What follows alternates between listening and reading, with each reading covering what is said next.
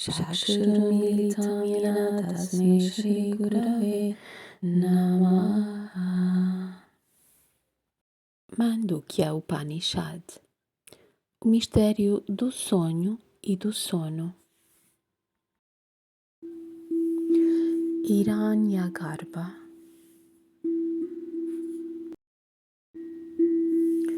A primeira fase do Atma como a consciência desperta foi explicada. Internamente, a consciência desperta e permeando-a há uma função mais subtil dessa mesma consciência, que é conhecida subjetivamente como a consciência do sonho ou a Taijasa, e universalmente conhecida como Hiranyagarbha, ou a consciência subtil cósmica. Este é o tema da descrição no próximo mantra da Upanishad Mandukya, começando com Swapanasthana, etc. Aquilo que tem o sonho como seu abrigo é Swapanasthana. Aquilo que está consciente apenas do interno e não do externo é Antapragna. Aquilo que tem 7 membros é Saptanga. Aquilo que tem 19 bocas é Ekunavimshatimukha. Aquilo que absorve apenas o subtil no seu ser é Prabhiviktapuk. Este é o Taijasa, a segunda fase, o segundo aspecto do Atma. Agora estamos na consciência do sonho, o mundo da percepção subtil. Costumamos considerar os sonhos como consequências da percepção desperta e é afirmado que os objetos vistos no sonho são psicológicos, em vez de físicos. Entramos em contacto com objetos reais no estado desperto, mas constatamos apenas coisas imaginadas no estado de sonho. Enquanto há satisfação real, prazer real e dor real no mundo desperto, há um prazer imaginado. Satisfação imaginada e dor imaginada no mundo do sonho, enquanto os objetos do mundo desperto não são a nossa criação, os objetos do mundo dos sonhos são a nossa própria criação mental. Essa é a opinião usual que temos sobre o mundo dos sonhos em relação ao mundo desperto. A Mandukya Upanishad faz uma análise do sonho e chega a uma conclusão um pouco diferente da opinião usual que temos sobre a relação entre os dois estados. Consideramos o sonho como irreal e o despertar como real. No entanto, deveria ser óbvio que isso não é toda a verdade. Enquanto dizemos que o mundo dos sonhos é imaginário, em contraposição ao mundo desperto, não estamos a expor todos os aspectos da questão. O mundo dos sonhos parece ser irreal em comparação com o mundo desperto. Os objetos despertos parecem ter mais valor prático do que os objetos do sonho, novamente, por comparação entre os dois estados. Nenhuma afirmação sobre a realidade do mundo desperto em relação ao mundo dos sonhos é possível sem essa comparação. Agora, quem pode fazer essa comparação?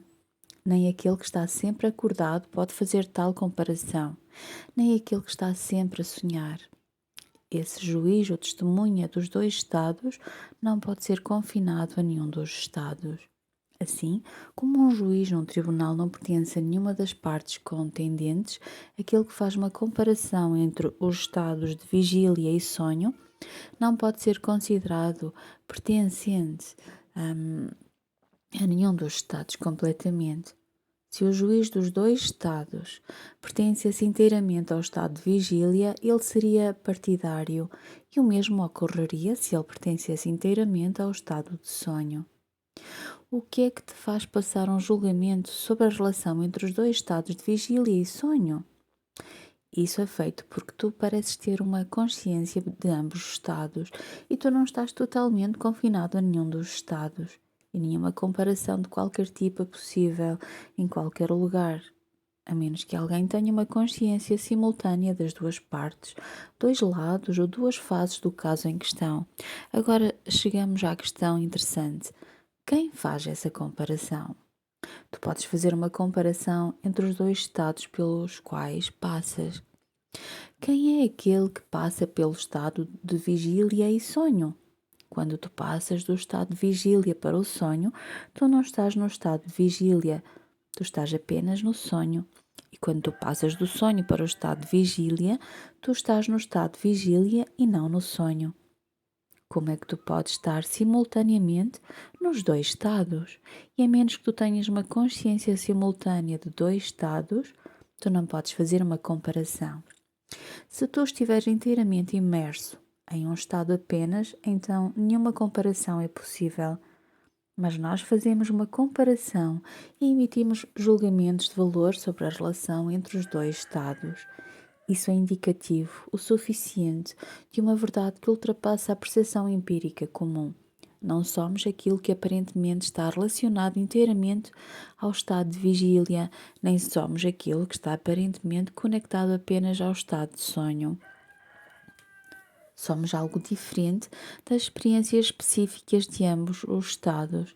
Nem as experiências de vigília podem esgotar-nos, nem as experiências de sonho podem compreender completamente o nosso ser. Parecemos ser algo capaz de ser testemunha de ambos os estados.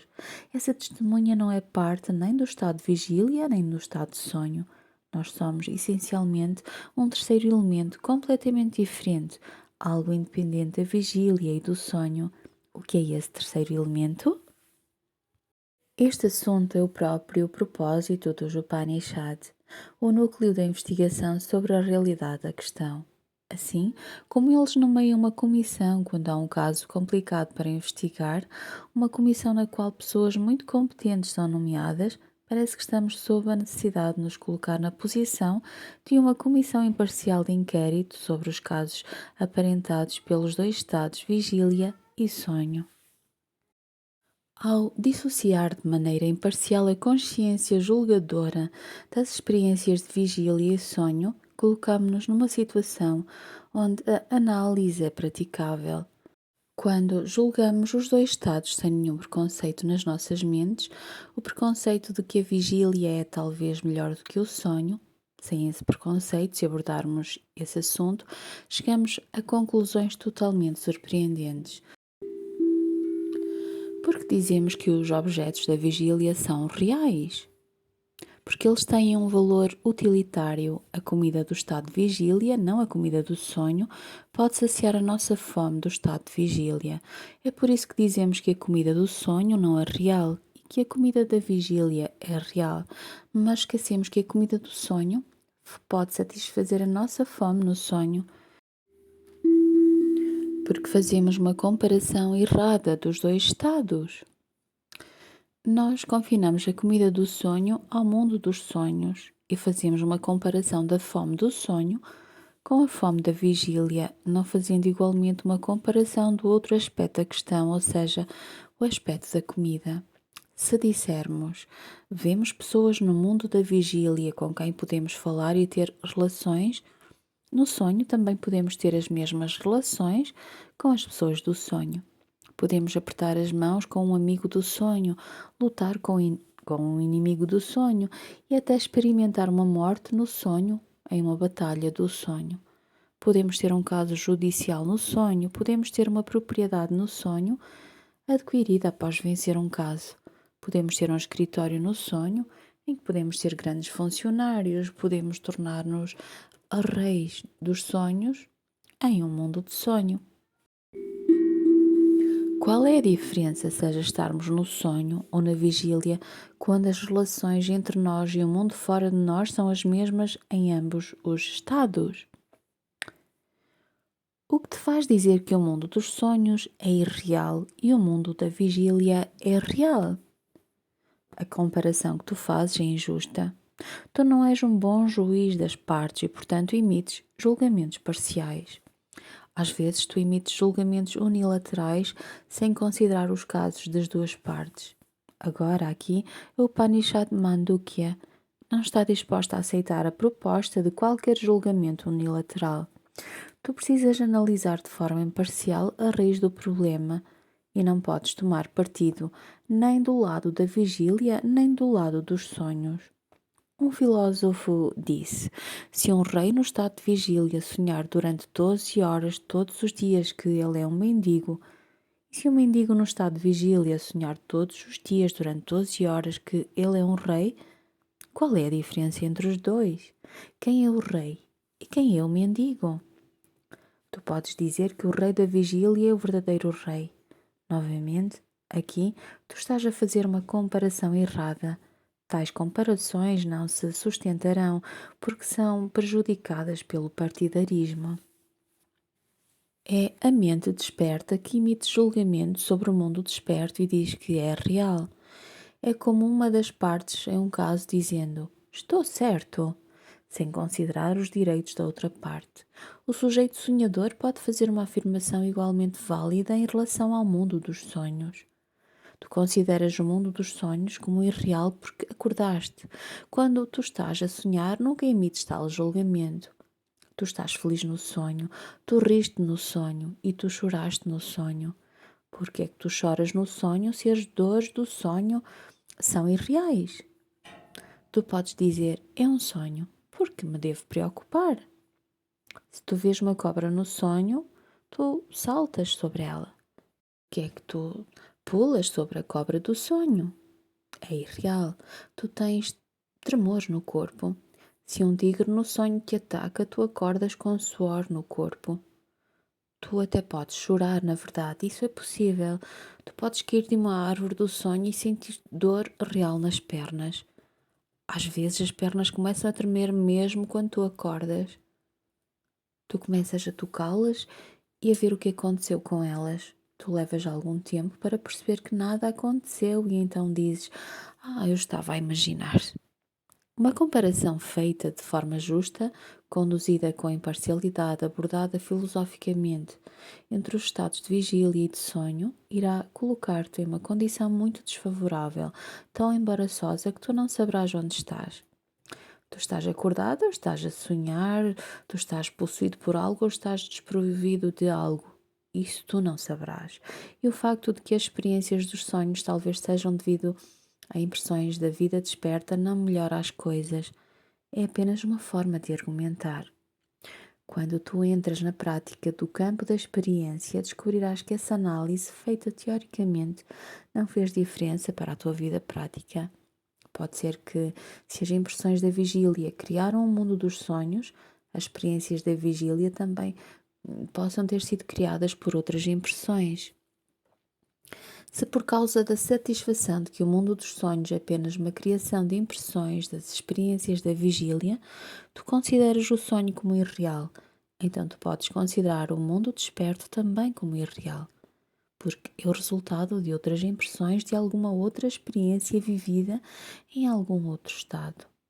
Se o mundo dos sonhos é o efeito de uma causa, o mundo desperto também pode ser um efeito de outra causa. Se a relação causal é responsável por tu julgares o mundo dos sonhos como irreal, a mesma razão pode-se aplicar à conclusão de que o mundo desperto também é irreal. E porque é que tu abraças os objetos da vigília em vez dos objetos dos sonhos? Tu agarras-te aos objetos do sonho, mas não pensas neles quando acordas. Se uma comparação entre os dois estados é responsável por tu considerares o mundo dos sonhos como irreal, e porque é que tu não fazes uma comparação do mundo desperto com outro estado mais elevado? Porque é que tu restringes a tua análise apenas aos dois estados, vigília e sonho? O que te faz pensar que existem apenas dois estados e não mais? Assim como no sonho, tu não podes fazer uma comparação entre sonho e vigília, tu não podes fazer uma comparação entre a vigília e uma vida superior, a menos que acordes desta vida. Enquanto tu estás no sonho, tu pensas apenas no mundo dos sonhos e não sabes que existe algo chamado vigília. Tu esqueces todo o teu império do mundo desperto enquanto estás a sonhar. Tu estás tão envolvido no mundo dos sonhos que não tens consciência de que existe uma coisa chamada vida desperta e tu ansiosamente vais para o mundo desperto quando acordas, mas não antes. Se este é o caso com o sonho, este é também o caso com a vigília. Se no sonho o sonho parece ser real, na vigília, a vigília parece ser real. A vigília é real porque tu estás acordado e o sonho é real quando o sonho está a ocorrer. Então, tu estás em um estado particular, esse estado parece ser real. Na famosa analogia da corda, aparecendo como uma cobra, a cobra não está lá de jeito nenhum e ainda assim tu saltas em terror. A cobra para ti não era inexistente na corda, ela estava lá. Tu não viste a corda, tu viste apenas a cobra. E tu dizes que a cobra não está lá apenas depois de ver a corda. Quando tu não viste a corda, tu viste apenas a cobra e então tu deste um salto. Tu não deves dizer que a cobra é irreal. Se fosse irreal, porquê é que tu deste o salto? Porque houve um salto real sobre uma cobra irreal. A cobra não era real naquele momento. Ela era real naquele momento em que era percebida e tornou-se irreal. Quando tu viste outra coisa, ou seja, a corda, quando a vista é real. E para ser diferente apenas quando comparada a algo que tu vês posteriormente. Se este é o modo como julgamos as coisas, então por que é que não julgamos o mundo inteiro desperto de maneira semelhante? O que nos faz dizer que o mundo desperto é real é a mesma coisa que nos faz sentir que a cobra na corda é real. E assim como saltamos sobre uma cobra aparente, somos afetados pelos objetos aparentes do mundo. Assim como ficamos possuídos de um sentimento febril por causa da percepção da cobra que não estava lá, estamos na agonia do samsara, devido à percepção de algo que não está lá. Não devemos dizer que está lá. Se estiver realmente lá, então a cobra também está lá realmente. A cobra na corda é uma substância misteriosa. Não podemos dizer que está lá ou que não está lá. De um ponto de vista está lá, porque realmente saltamos sobre ela, e de outro ponto de vista não está lá, porque é apenas uma corda. Assim é todo este mundo da vigília. Está lá enquanto o vemos e nos apegamos a ele, choramos por ele e temos vários tipos de relações com ele, assim como temos com a cobra que vemos na corda. Mas quando vemos outra realidade completamente, quando a luz é trazida e a corda é vista, o tremor cessa e suspiramos.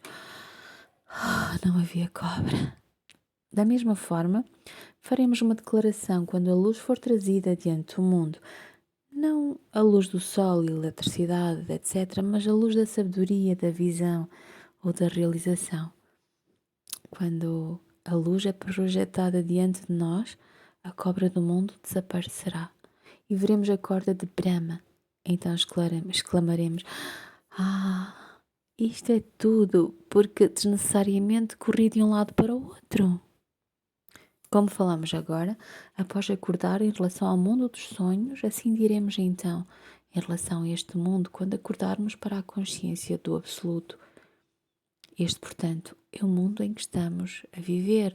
Podemos chamá-lo de real ou irreal, como quisermos. Ambas as declarações parecem estar corretas. É verdade que o mundo está lá porque o vemos, e não está realmente lá porque é sublimado em uma experiência superior.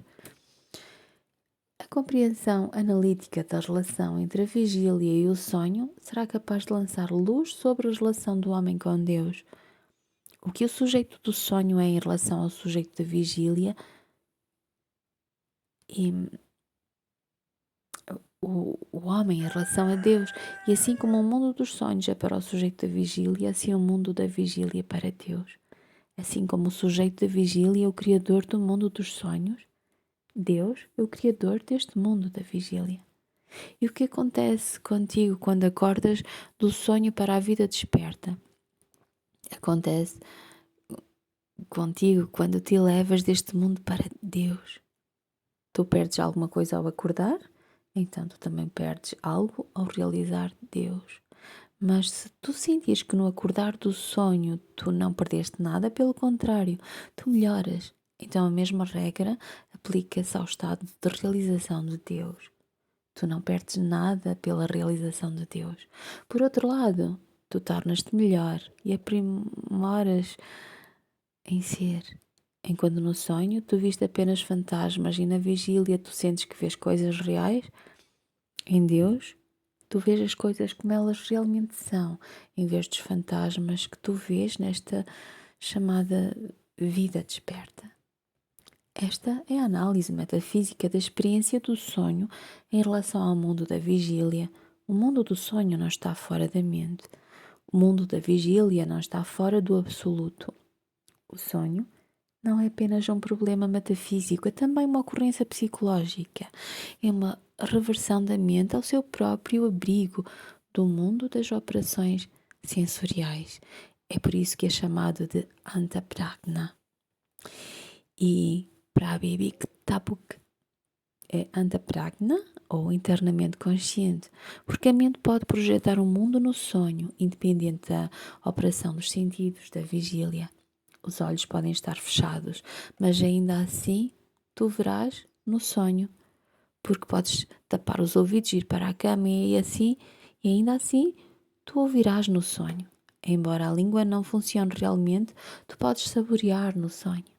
Tu podes ter todas as funções sensoriais no sonho, embora os sentidos da vigília não estejam ativos. A mente projeta-se como os sentidos do sonho e torna-se capaz de contatar objetos de sonho que também são uma manifestação parcial da mente. A mente divide-se em sujeito e objeto. O vidente, assim como o visto, tu és o observador do sonho e também simultaneamente o mundo que tu observas. O mundo do sonho, junto com o observador no sonho, desaparece quando há vigília na qual o sujeito do sonho e os objetos do sonho se fundem, se juntam para formar uma consciência mais integrada. Uma união similar ocorre na Ishvara Sakshatkara, ou realização de Deus. O mundo que tu vês do lado de fora e tu mesmo, como o observador deste mundo, se unem em uma consciência universal. É chamado de omnisciência, ou conhecimento total em quase o mesmo sentido que a mente desperta pode ser dita estar ciente de tudo o que está no sonho. O mundo do sonho não estava realmente fora de ti, e assim também não está o mundo da vigília fora de Deus. E assim como tu retiras o mundo do sonho para dentro da mente desperta, o mundo da vigília pode ser dito ser retirado para a mente cósmica de Ishvara. Individualmente, microcosmicamente, do ponto de vista do Jivatva, as experiências do sonho podem ser consideradas as consequências das impressões da percepção da vigília, ou seja, o sonho pode ser considerado um efeito da vigília. Mas é uma questão diferente quando tu julgas essa condição do ponto de vista do macrocosmos. Assim como tu tens os estados de vigília e sonho individuais animados por uma consciência chamada, respectivamente, Vishva e Taijasa, existem do ponto de vista cósmico Virat e Hiranyagarbha, referentes aos estados cósmicos de vigília e sonho. Enquanto o mundo do sonho de Taijasa pode ser considerado, falando tentativamente, como um efeito do mundo da vigília de Vishva, não podemos dizer que Hiranyagarbha é um efeito de Virat. Esta é a diferença entre percepção individualista e conhecimento cósmico. Enquanto Vishva pode ser dito preceder Taijasa, Virat não precede Hiranyagarbha. Por outro lado, o contrário é o caso no estado cósmico. A consciência do sonho, que é Taijasa, tem certas características de Vishva também. O corpo súbtil tem o mesmo contorno do corpo físico. Se o corpo físico é uma forma, o corpo súbtil é um molde na qual essa forma é moldada. O corpo súbtil, assim, tem uma referência ao corpo físico e em quase todos os aspectos corresponde em forma, formato e estrutura ao corpo físico. É por isso que as palavras Saptanga e Ekonave Mashati Mukha são repetidas tanto nas descrições da vigília quanto do sonho. O Vishva, ou Jagaritasthana, é Saptanga e Ekonavim Shatimukha. E o mesmo acontece com Daijasa, ou Swapnasthana. Hiranyagarbha e Virat parecem ter a mesma formação estrutural, embora Hiranyagarbha seja mais subtil que Virat. Hiranyagarbha e Virat são ambos cósmicos, e a diferença entre eles é apenas uma questão de grau de subtileza e não de formação estrutural. Hiranyagarbha também seria percebido por nós no estado de realização como o Virat, apenas com a distinção de que Hiranyagarbha é mais subtil que o Virat. As 7 cabeças descritas de Vishva ou Vaishvanara também podem ser descritas como de Hiranyagarbha ou Taijasa. Taijasa individualmente e Hiranyagarbha cosmicamente são Antapragna, internamente conscientes, porque os seus objetos não são físicos, mas subtis, constituídos de tanmatras, Shabda, Sparsha, Rupa, Rasa e Ganda. Embora a vigília e o sonho tenham a sua semelhança de caráter em relação ao Saptangatva e Ekonavim Shatimukhatva, a consciência do sonho é Prabhibhiktabhuk, tanto individual quanto cosmicamente. Ela absorve coisas sutis em si mesma em ambos os casos, e essa distinção que fazemos entre Vishva e Vaishvanara também podemos fazer entre Taijasa e Hiranyagarbha. A relação entre o Virat e Vishva e a relação entre Hiranyagarbha e Taijasa são as mesmas. O mundo dos sonhos é muito complexo quando é julgado do ponto de vista do Jiva, o indivíduo, mas é simples do ponto de vista da experiência cósmica. Grandes análises do mundo dos sonhos têm sido feitas por psicólogos e psicanalistas nos dias de hoje. Analistas científicos como Freud, Adler e Jung no Ocidente chegaram à conclusão de que os sonhos são devidos a certos complexos de personalidade. Freud os atribuindo ao sexo, Adler ao sentimento de inferioridade e Jung a um desejo geral de crescimento e harmonia entre as naturezas extrovertida e introvertida entre nós. As opiniões destes psicólogos são parcialmente verdadeiras e temos muito a aprender com as suas descobertas, mas eles não estão totalmente certos. Os psicanalistas foram do nível consciente para o subconsciente e até certo ponto para o nível inconsciente também, mas não alcançaram o nível espiritual. Para os psicanalistas não há tal coisa como o Atma universal. Tudo é mente, inconsciente, subconsciente ou consciente. Tu podes dar algum crédito aos psicanalistas no sentido de que eles foram mais fundo do que os psicólogos gerais comuns que estão restritos nas suas operações apenas ao mundo da vigília. Os psicanalistas descobriram que há algo mais profundo do que o nível consciente no homem, ou seja, o subconsciente e o inconsciente, que estão cheios de complexos de vários tipos. A nossa personalidade é mais do que o que aparece no nível consciente. A psicanálise foi ao extremo de sustentar que não há tal coisa como livre-arbítrio, porque o livre-arbítrio é apenas tão real quanto a liberdade de escolha vista em um indivíduo hipnotizado. Se um médico hipnotizar um paciente, o paciente agirá de acordo com a vontade do médico, sem saber que foi hipnotizado, e o tempo todo sentindo que está agindo de acordo com a sua própria escolha ou liberdade de vontade. Os psicanalistas afirmam que parecemos ter liberdade da mesma forma, sem saber que fomos hipnotizados pelos impulsos de dentro, pelos complexos dos quais somos feitos. Não adianta dizer que somos livres. O paciente também diz que é livre. Quando ele fica saudável e recupera a sua consciência normal, ele pode agir de forma diferente. Quando ele é libertado das garras da influência da vontade do médico, ele agirá de outra forma completamente. E assim, também não agiremos da maneira como fazemos agora se nos libertarmos dos complexos psicológicos nos quais estamos enredados nos dias de hoje, nas situações em que estamos colocados ao longo das nossas vidas. Todo o ser humano tem um complexo, não apenas um complexo, mas vários. Sentimentos frustrados tornam-se complexos mais tarde. No início, tu tens um desejo e todos os desejos não podem ser realizados por causa do que os psicanalistas chamam de princípio da realidade. Existe a realidade da sociedade, a realidade do mundo exterior que se opõe aos teus desejos. A sociedade tem uma lei própria que não permitirá a expressão de todos os desejos individuais. Então, os indivíduos suprimem os desejos internos por meio de atividade repressiva. A repressão e a supressão são os mecanismos usados pela mente para parecer harmoniosa com a realidade da sociedade externa, assumindo uma aparência que não é real. Quando tu suprimes um desejo, tornas-te uma pessoa artificial. Tu não és o que és. E quando tu continuas a fazer isso por um longo tempo, as impressões suprimidas tornam-se complexos. Esses complexos psicológicos podem, às vezes, tornar-se doenças físicas.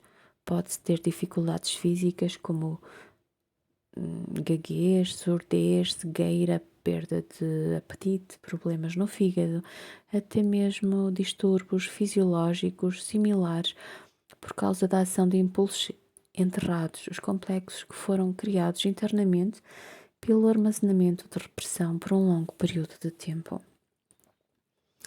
Isso, eles dizem, temos feito por anos e anos, especialmente se considerarmos as encarnações pelas quais passamos.